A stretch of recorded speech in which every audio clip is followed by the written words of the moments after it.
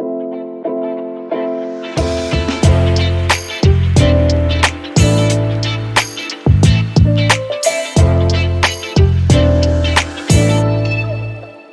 welcome to the Saving with Steve show, where we talk about the ins and outs of money, pretty much everything under the sun that relates to you having a happier, healthy relationship with money. My name is Steve Sexton. I want to thank you for joining us today.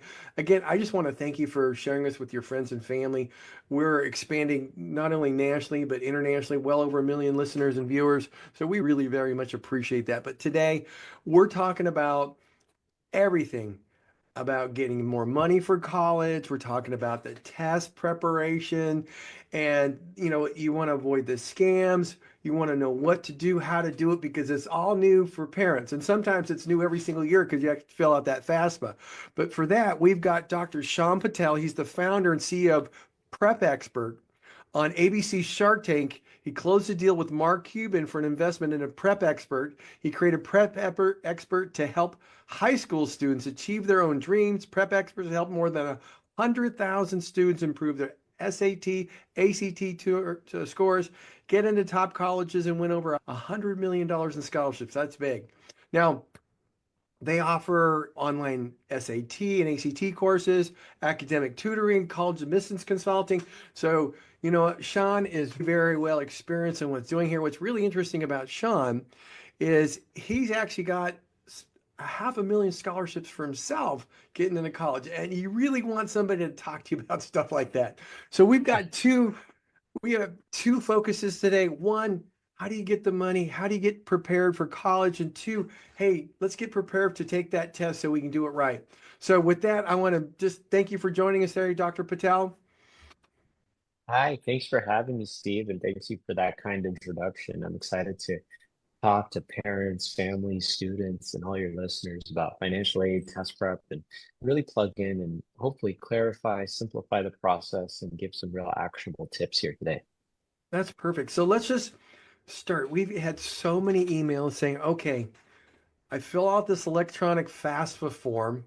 Okay, but what should I be looking at? What should I be thinking about? What should I be preparing so I can fill it out the right way to get as much benefit for my son or daughter? Yeah, so when you're filling out the FAFSA, so FAFSA really stands for Free Application for Federal Student Aid.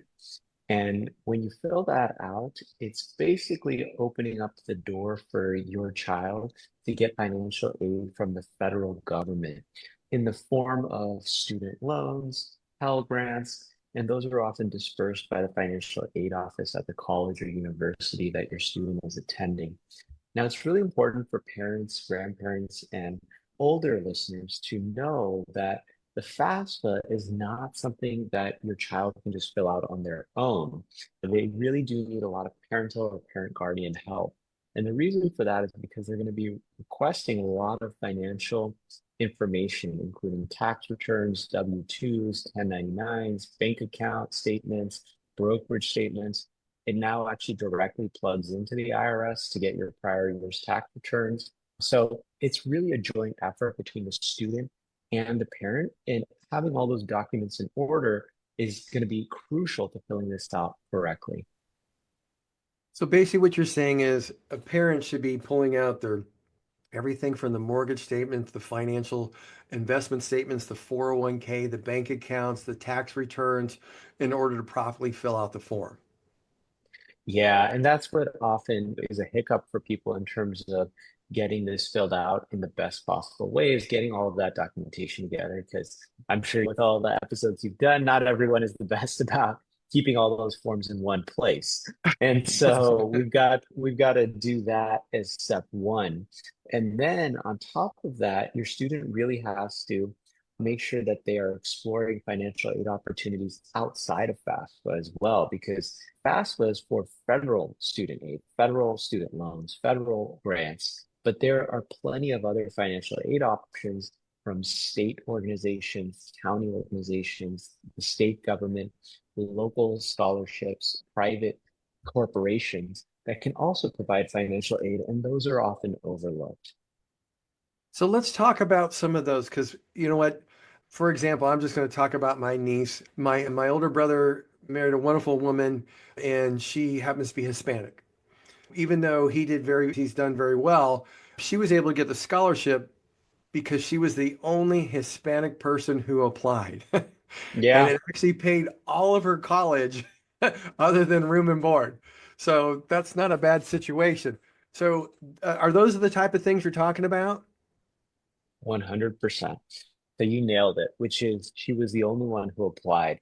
So that's the key to winning scholarships. So what I love about scholarships, especially the types of scholarships that I recommend parents and students at my company Prep Expert apply for, is I usually recommend applying for local scholarships. What I mean by that is scholarships that are only open to your county, your city, your state. They're geographically local to you. And why is that? When you apply to a national scholarship that's open to all 50 states in the United States, you're competing against the entire nation. So a lot of those scholarships have 100,000, 50,000, 20,000 applications. So it's like trying to win the lottery. You're not going to have very good luck most of the time. But instead, if you apply for a local scholarship that's only open to students in your city, there might only be 100 applications or 50 applications, or like your niece, only one application, right? And so your chances of winning those scholarships go up exponentially. And so I love them because that's actually the strategy I used when I was in high school to secure a $500,000 in aid is I was applying to so many local scholarships. I actually applied for 100 scholarships my senior year of high school, ended up winning 20 of them. 19 of them were local to my city or my state. I only won one national scholarship. So if I could go back in time and do it all over again, I would have never applied to all these national scholarships. I would have just really zeroed in and focused on local scholarships. And that's what I recommend your audience do.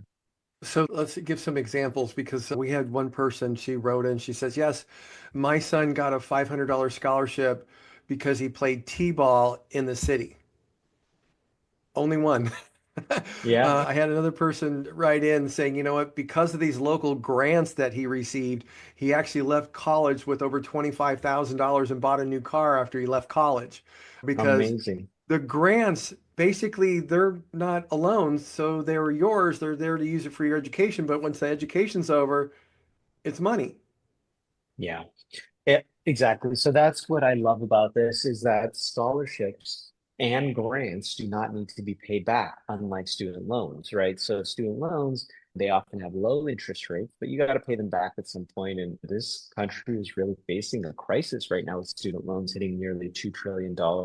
And it's causing people to get married later and buy houses later and et cetera. And we try to reduce your student loans by going through the scholarships and grants route to reduce your cost of college as much as possible. So one example is we had a student who applied for even more scholarships than I did when they were in high school. His name was Neil. And Neil ended up getting $1.4 million in college scholarship offers. Wow. Talk about return on investment in terms of making sure that he had high grades, good test scores, good extracurriculars during high school. It really paid off in the form of real dollars. And like me, he was actually getting paid to go to college rather than paying for college, which is an ideal situation. Oh, we'd love that. I was going to say one of the things that was really interesting for when my kids finished their degree, we said, hey, your master's is on you. So when he finished his degree, we basically took him off the tax return. And when we Mhm. did that, he was now applying for aid, scholarships, not scholarship, but financial aid as a student who looked very poor. And the next thing we know, he's getting his master's paid for. They even sent him, I think it was $3,000 for him to buy his own laptop. So it's Mhm. just nuts. And on my daughter's side, she was going to an out-of-state school. Then it became an in-state school, and then all of a sudden, her whole master's program was paid for. So it was Yeah. like, wow. You know what? When you talk about these local, give us an example of where people should be looking for the local companies or organizations that you would want to look at for a scholarship. Yeah, absolutely. So the way to go about this is to ask your college counselor, are there any local businesses in the area, local foundations in the area giving local scholarships? Search on Google for scholarships in your city, your county, your state. But just to give one really good example for everyone that I think everyone could apply for is the Coca-Cola scholarship is open to the entire nation. So I said, don't apply for those. However, they have one important caveat. They reserve two or three scholarships for every single state. which means that you're only competing against the students in your state, which means that the other 49 states cannot compete against you for that scholarship, which means your chances of winning go up 49, 50 times for the Coca-Cola scholarship. So that one is usually due in October for high school seniors. So make sure you're on the lookout if that's coming up soon for you. That's wonderful. So organizations like the Shriners, the veterans, the Oh yeah, VFW. American Legion, Sons of American Revolution. There are Rotary clubs. There are so many local organizations. The Ronald McDonald House Charities Foundation, Burger King. There are so many local companies and organizations in every area that are giving out local scholarships just to that area. And so it just takes a little bit of research, but those are just to name a few. Oh, that's wonderful. Okay, so once you've got the scholarships, the financial aid, you're going to get that notice. You typically get it pretty straightforward, pretty Yeah. quickly because I was mine was really fun when I finished the button. He says, "Oh, you can get a $5,000 loan." Oh, nice.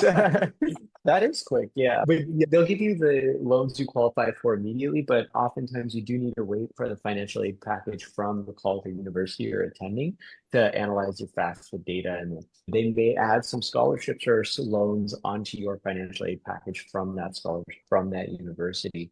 And my recommendation would be try to reduce your loans as much as possible and increase your scholarships and grants as much as possible. Now, another strategy, you mentioned it, with your daughter to lower your cost of college is there's nothing wrong with going to state. In-state tuition is often much lower at public universities than it is to go to a private university or out of state for university. And so what you want to do is just like everything else in finance, lower your costs and increase your revenue. In this case, our revenue is our scholarships and our grants. And if we do that, those together, you get quote unquote profitability, or in this case, at least a very low expense that's easily manageable rather than ending up hundreds of thousands of dollars in student debt. Yeah, you know what? If we had done it earlier, it probably would have saved us $70,000 in college education cost. It's Even amazing to think about, right? Yeah. Oh yeah, even the room and board is less. It's like 50, 60, sometimes less than half of what the tuition actually is if you're in state. So I would Yeah. encourage looking that. Sounds might sound a little scary, but the reality is, you know what? Hey, if they're off the payroll, so to speak, on their own tax return and they look poor, they're going to give them more. So that's really 100%. very Yeah. nice. You know what? I'm going to take a quick break, but I also want to talk to you in the next segment about the scams that are going on and how people can avoid them because there's a lot of money in college scholarships. There's a lot of money in college loans. There's a lot of money in helping people get placed if they can actually help them get them placed. So, folks, you want to stick with us right back. We're going to be more right back here with Dr. Shaan Patel. Welcome back to the Saving with Steve show where we talk about the ins and outs of money. I truly want to thank you for joining us and sharing us with your friends and family. All the replays are available at savingwithsteve.us. If you're enjoying the stories of helpful insight and information on Saving with Steve, I encourage you to check out our YouTube channel. Never miss a show. Check out a few of our affiliates at UK Health Radio, BBS Radio, Talk Radio New York City, E360 TV, Las Vegas TV networks, AM FM 247. All these networks are dedicated to empowering you to solve problems, uplift your spirit, and live a life of personal and financial freedom. Hey, you can also check us out on our Facebook at Saving with Steve Sexton. Hey, let's get right back to Dr. Shaan Patel. We're talking about getting into college, scholarships, the whole shot. One of the biggest things, Dr. Patel, that I've got a lot of emails on is people who are getting taken advantage of. And you know what? With the trillions of dollars that's being paid out in student loans, you've got massive amount of scholarships, people trying to get into colleges. There's a number of scams, and some of our listeners and viewers are saying, hey, this happened to me. I lost this from this. What are the scams that are going on? How can they be avoided? That's the big question. Yeah, 100%. So there are tons of scams out there related to financial aid, and you have to be really careful when examining the offers and applications that you are receiving to determine whether it is a legitimate financial aid or scholarship, or it is a scam and they're trying to not actually help you pay for college, but actually take your money.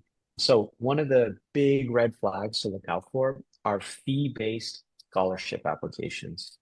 So this is basically a scheme where a scholarship requires payment of an application or a processing fee. A legitimate scholarship would not ask for something like that. And so this is basically something that the FTC has said, if they say, oh, you just pay a processing fee, like $5, $35, et cetera, to apply for an award, they make off with a lot of money if they get 5,000, 10,000 applications.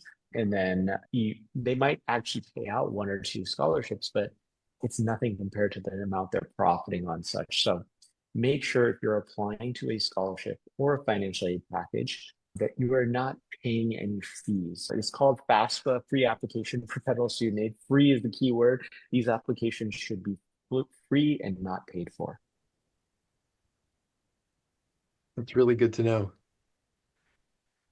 Because I was going to Yeah. say, I can see how people would really want to find somebody that could pay for their college. And if it's just $5 or $35 and they have a really, or given the perception of a high opportunity of getting something, they many people would just pay and not think twice about it. Yeah, 100%. Another one to consider is that I've seen a lot of is you've been selected. Now, you'll often get these mailers, by things called like the National Youth Leadership Council, or they'll have some really great name in the mailer or the postcard that parents and students receive. And they'll say you've been selected, you've been nominated, et cetera, to get this amazing award. And what's weird is you often don't even ever apply to these awards. You're just automatically selected, or you're a finalist for, or nominated for this exclusive opportunity. Now, these can be even bigger scams because not only are there application fees, but as you go further down in terms of speaking and applying for them, you'll sometimes be invited to go to an in-person boot camp or leadership summit, et cetera, that often can have a high price tag associated with it, 2,000, 5,000, even $10,000. And so be on the lookout for anything where your student has been selected or nominated or won an award they never applied for. It is not legitimate. I'll make sure that if you're winning an award or a scholarship, that your student actually applied for it. You know what? I can understand that many people will do almost anything to help get their kids into school. So, wow. And what other type of scholar issues are coming up or scams that are coming up? Yeah, the other one that I would say is more widespread and not limited to scholarships and financial aid, but is just identity theft, right? We talked a lot about at the beginning or the previous segment about all the financial documentation that you need applying to FAFSA. So, you're using your W-2, you're using your 1099, you have to have your social security number, et cetera. And what ends up happening is you can get scams acting like they are from FAFSA or they are from a legitimate scholarship or financial aid. And they're going to sometimes ask for your social security number, your bank account, et cetera, in order to steal your identity, steal your bank account information, et cetera. To protect yourself against this, always check the email sender.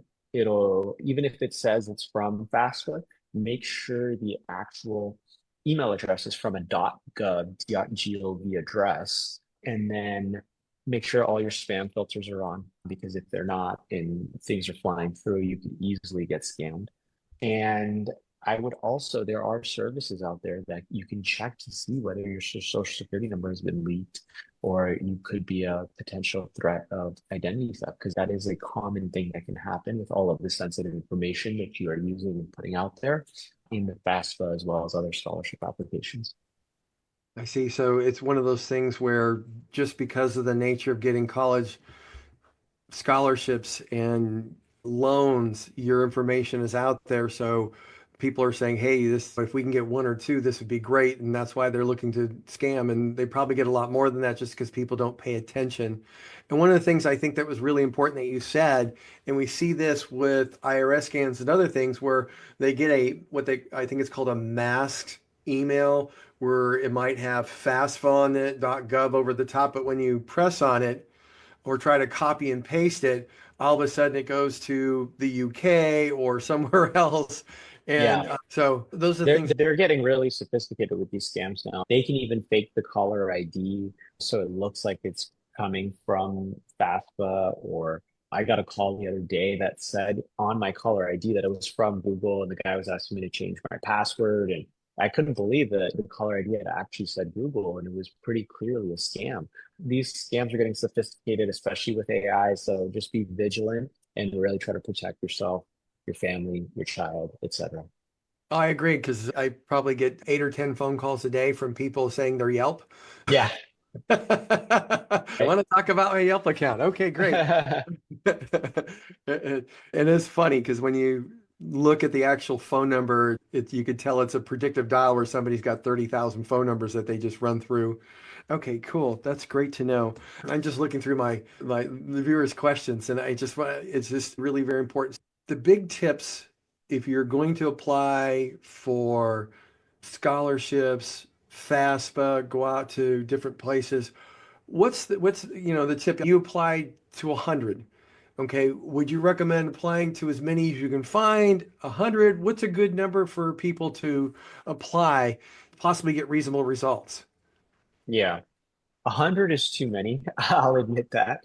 But I think the right number is somewhere between 20 and 50. If you apply for less than 20, you may not win anything. And if you apply for the wrong scholarships, like if all 20 of those are just national scholarship applications where you're competing against the entire nation, you'll likely win nothing.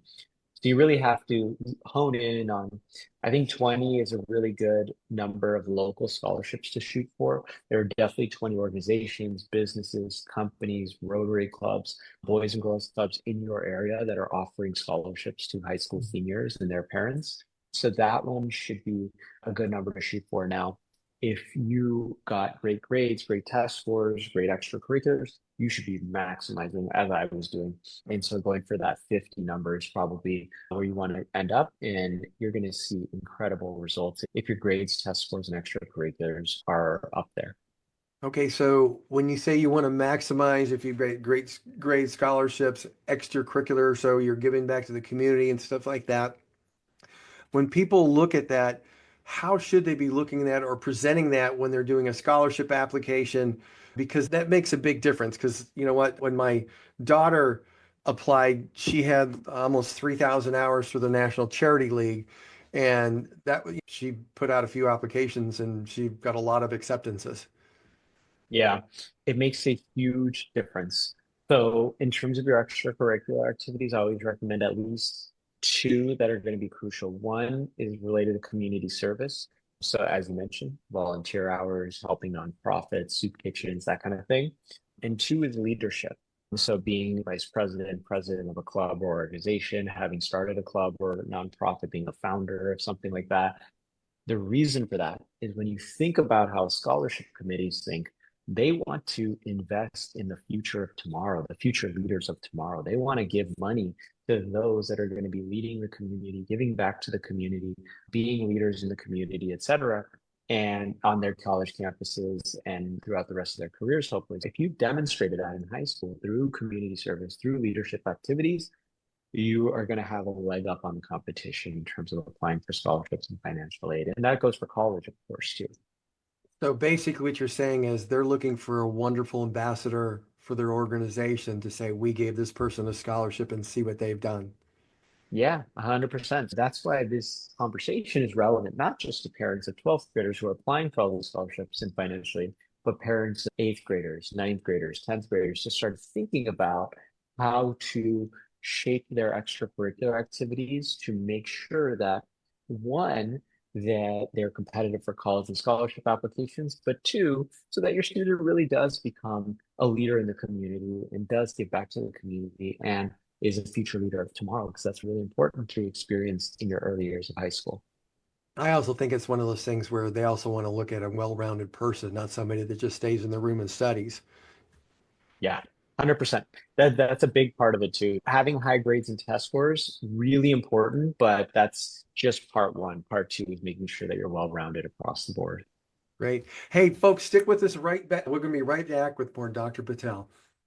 Hey, welcome back to the Saving with Steve show where we talk about the ins and outs of money. I'm just getting back to it. We've got Dr. Shaan Patel. He's the CEO of Prep experts. We've been talking about the FAFSA, the scams to avoid, how to get those scholarships. One of the things that we started talking a little bit in the last segment is how should you be presenting yourself? If you're in eighth grade, ninth grade, 10th grade, what should you be looking at if you're looking to go to university or college, and how should you be looking to present yourself? And we talked a little bit about being a good, how could develop into a good ambassador for that university? Is Yeah. that say it right? 100%. Yes, that's what I think is a really key skill in life is putting yourself in other people's shoes. So if I put myself in the shoe of a college admissions officer or a scholarship officer, application committee member, I am really going to be looking for future ambassadors in the community. So who does that look like, in my opinion? It's going to be someone who's smart. So you're going to have higher grades and high test scores. It's going to be someone who is not just smart, though, but also is contributing to their community and giving back to the community. So oftentimes they're going to be volunteering. They're going to be involved potentially in some nonprofits. And then they're going to be leading the community. If they're leading a school organization or club or they're captain of a sports team, that shows leadership. So they're going to look for all of those qualities in terms of, I want this person to represent our university, our scholarship.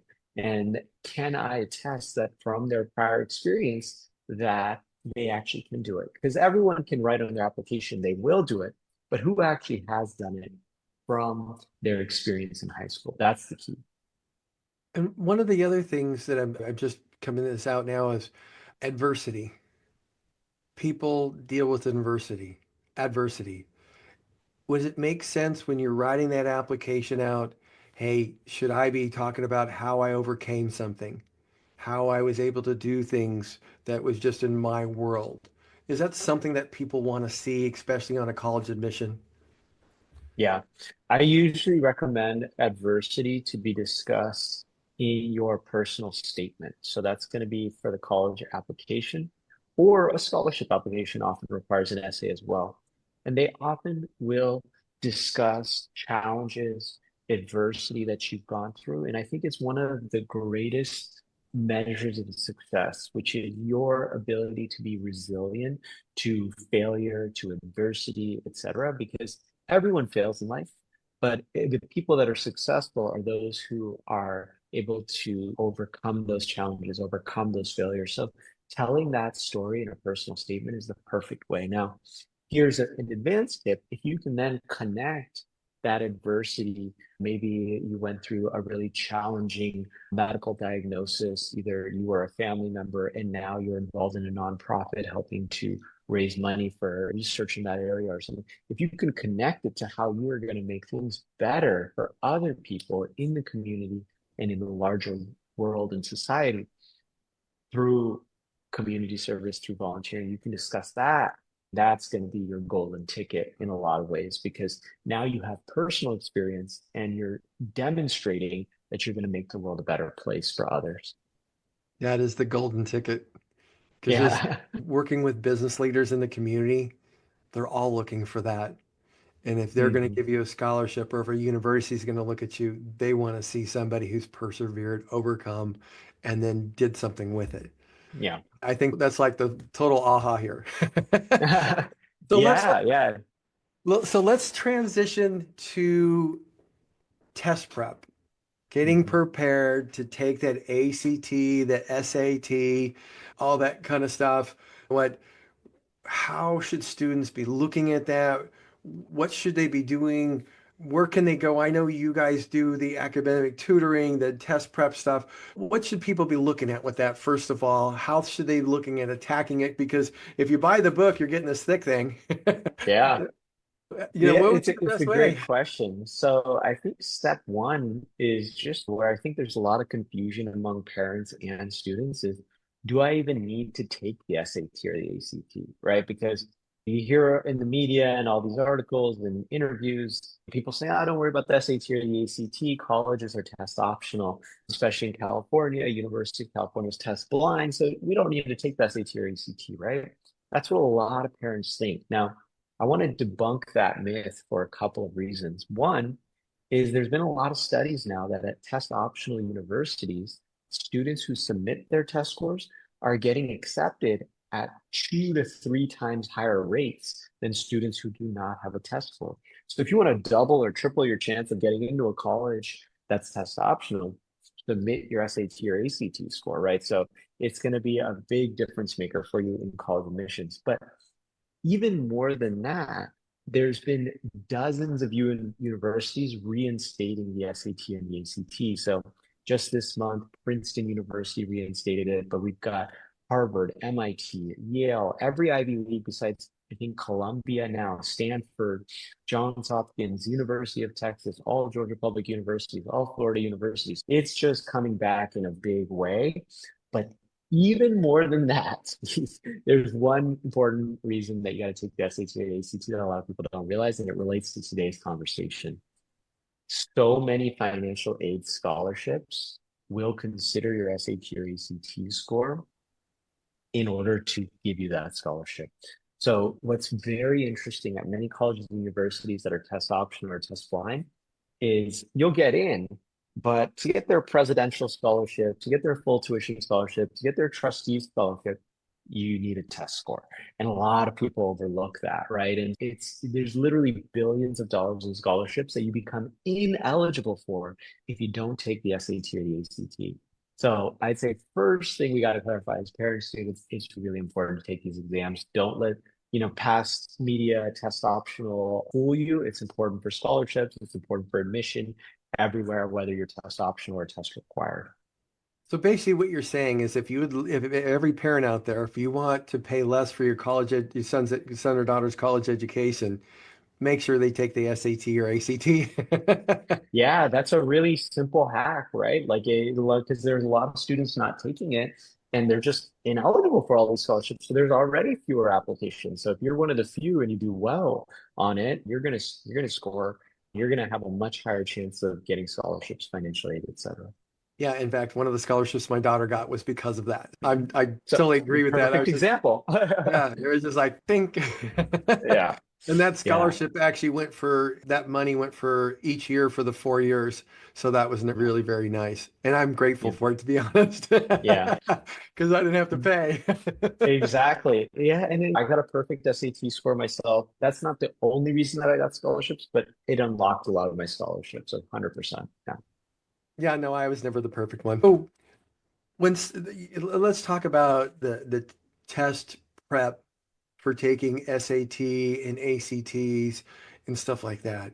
Yeah. Because that is a big thing. Because you know what, I'll tell you what, I actually went in the first time and didn't study at all, and I didn't get a very good score.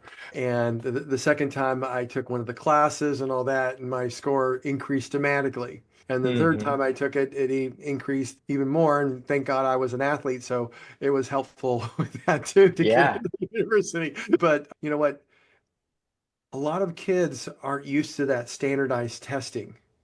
In fact, I'd say about 50 people emailed about this. Hey, my son or daughter isn't that standardized testing. They don't really all do that well, but hey, they're getting great grades in school and they have Yeah. really hard at it. What are the things that people can do to get prepared for this? And so that would be one of the big questions. Yeah. Actually, you and I have a pretty similar story then, because on my first SAT, only scored about average. And then I spent hundreds of hours in the library studying for the SAT. And by the third attempt, I raised it to a perfect score. So it really increased after lots of studying. And so, what exactly was in that studying? There's really two keys. So, one, you got to use really good test questions. So, where do you get those? For the SAT, it's going to be the company that creates the SAT. So it's a company called the College Board. So your practice is only going to be as good as the questions you use. So you want to use College Board official SAT questions. They're available for free through the College Board's website, as well as what's called the Blue Book application. That's their official testing application to get practice SAT questions. Now, if you're taking the ACT, that's a different company that makes the ACT. So you want to go to what's called ACT Inc. or ACT.org in order to get their practice questions. They have a big red book, but it's not enough to just use great practice questions. You also have to apply really good test taking strategies. So, there's a certain way that you want to read passages. You read the question first, you read the passage first, you read the whole thing, you skim it. There's a certain way that you want to approach algebra questions. Do you just plug in the numbers from the multiple choice? Do you do traditional algebra? On the writing section, there are certain words and phrases to avoid. This is all stuff you don't learn in your high school classes. And that's why your readers are saying, my student does really well in high school, but they're not doing well on standardized tests. It's because they haven't prepped with the strategies that they need in order to gain these exams and get higher scores. So that's what companies like myself at PrepX, what we do with our online courses, tutoring, books, is to help students learn these strategies to apply to these great practice questions. And like you and myself, your score will skyrocket from there. That's perfect. Hey, folks, we got to take a break. Stick with us. We're going to be right back with Dr. Shaan Patel. Hey, welcome back to the Saving with Steve show, where we talk about the ins and outs of money. We're getting right back to it about college test taking or getting prepared for the ACT, the SAT, and so on with Dr. Shaan Patel. He's the CEO of Prep Expert. And you know what? Here we go. Let's talk.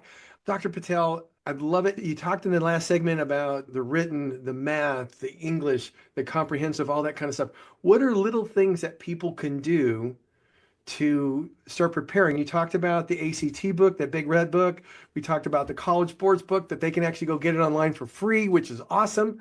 But what are the little hacks that can make a difference and increase their score? Because quite frankly, I didn't get a perfect score. In fact, back then, I think the 1600 was the highest. I got like a 1200, but it was just one of those things where I was just sheer grit of going through these things. And by the time I actually finished the whole test, I was wiped. And that was a long time ago. It was just like, I was like, oh, screw it, click. Yeah. So, what are those things that people can start thinking about logically and going and selecting the right answer, so to speak, or going through that process?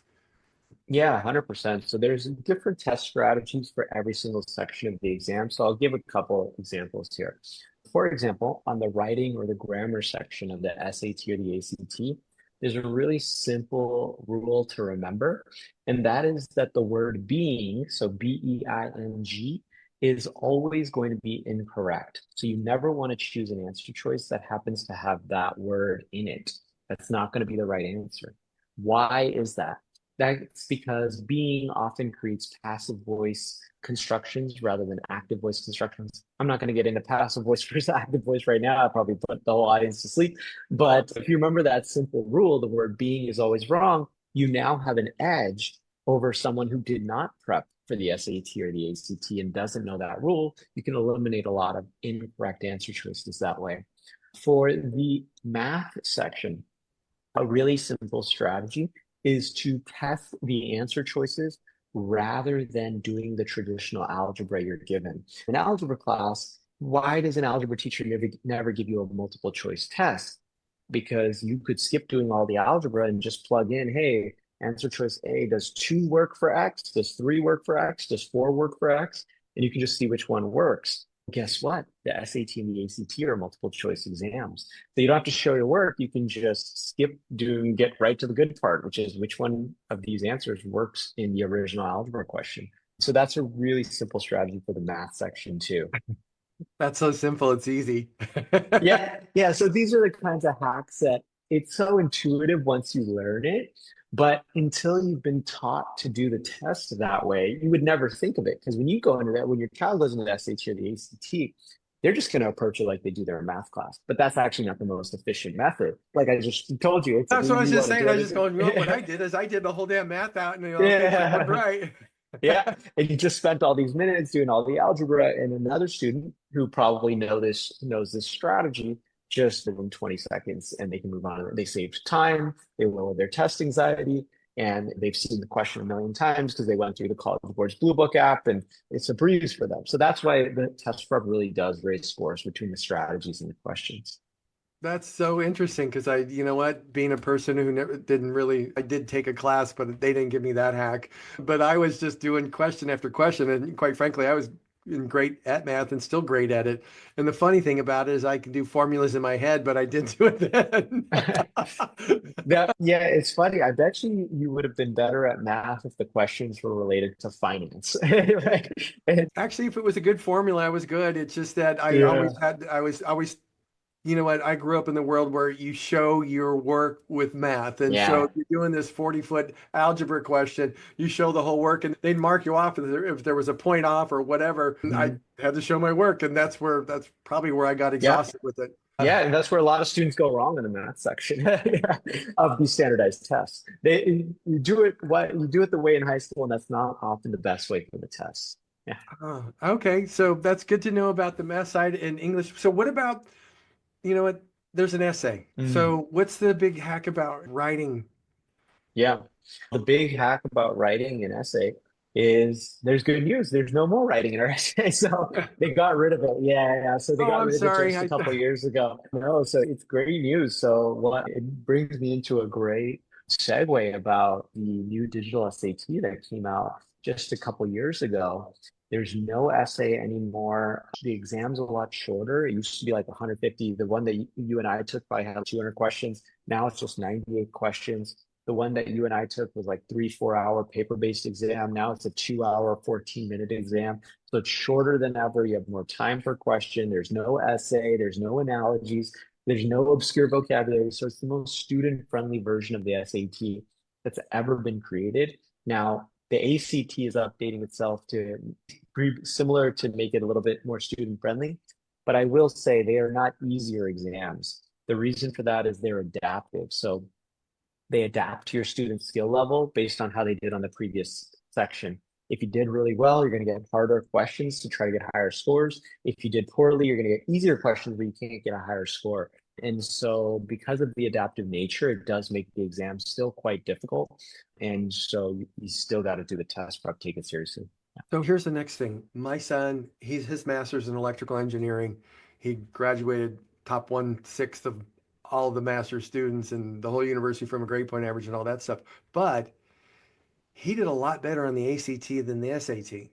Mm. Different, do you take them both, or how do you figure out which one's the right one for you? Yeah. So that used to be the case that many students would perform better on one exam over the other.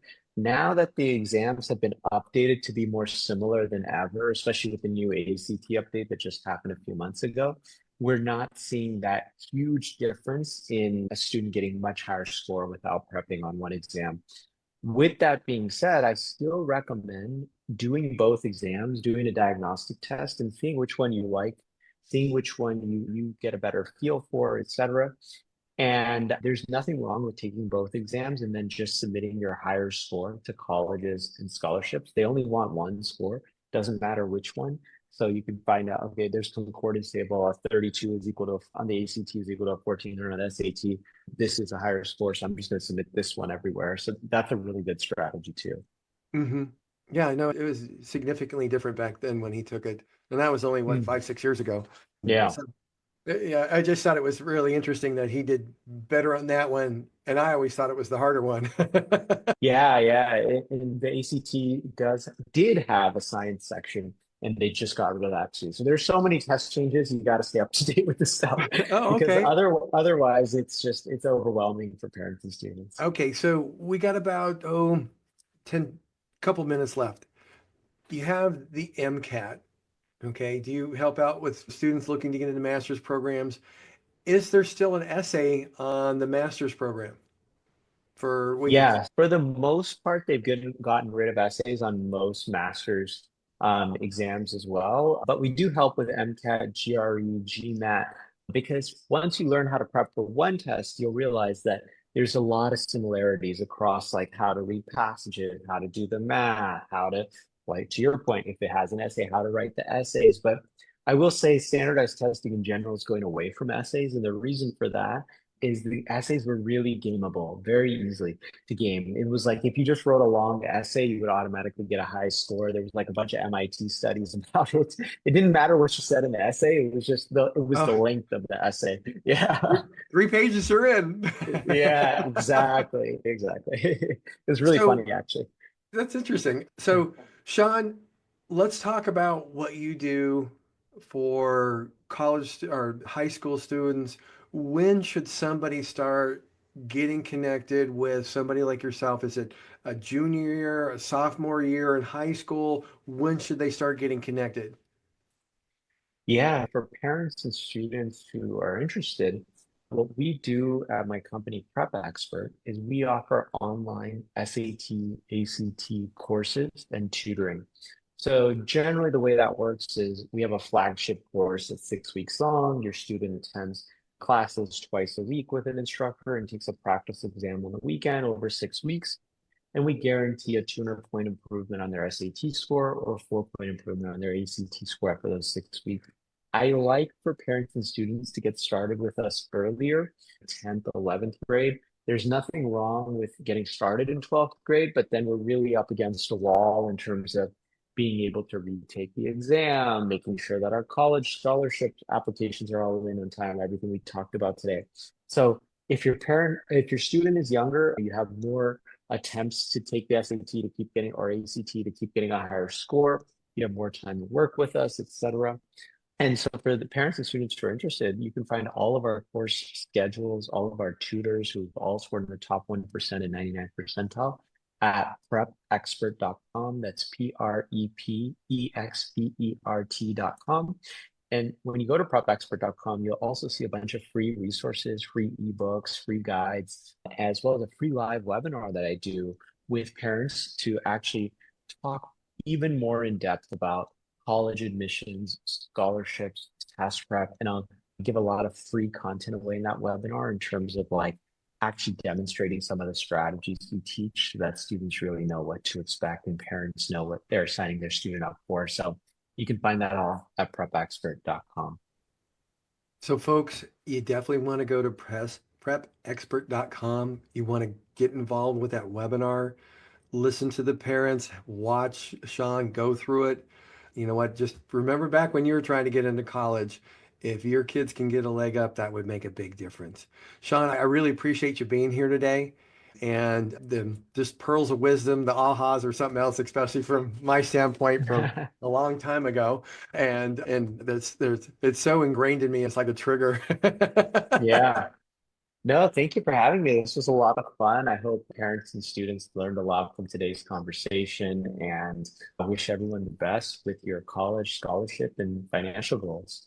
Hey, I appreciate it. Hope you have a wonderful Thanksgiving and Christmas.